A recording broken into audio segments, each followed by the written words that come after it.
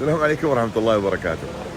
في موضوع من أمس يعني خصوصا بعد نهاية مباراة المغرب، وهو اللي لفت انتباهي شوي خصوصا في تعليقات اللي توصلني على انستغرام.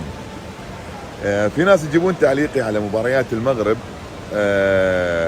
خصوصا مباراة المغرب والبرتغال لما يقول طالت خلوها ما ادري شنو، ويضحكون علي انه يلا خلي المغرب تنفعك ويلا ما ادري ايش، وينهم المغاربه وطلعوا المغاربه وايش تشرب يا خليل.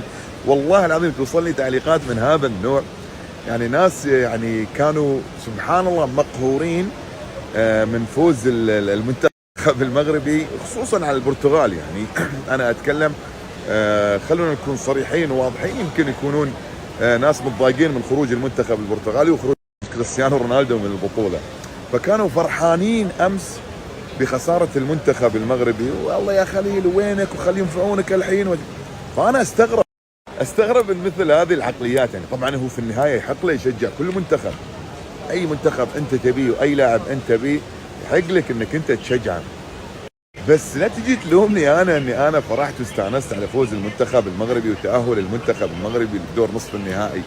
طبعا انا اتكلم عن يعني البعض، وهذا البعض نسبه قليله جدا، لكن دائما يعني في بعض الامور اللي هي خارج القاعده، دائما خارج القاعده، وطبعا هذول لا يمثلون الا انفسهم ويحق لهم، لكن ما تجي تتشفى في خروج المنتخب المغربي الحين، يعني لأنك أنت خسرت منتخبك أو خسرت لاعبك المفضل. ولا تعتقد في يوم من الأيام أيا كان الخصم ضد أي منتخب عربي أني راح أوقف مع الفريق الآخر. لو منو يكون فيه الفريق الآخر ما راح أوقف معاه ضد منتخباتنا العربية.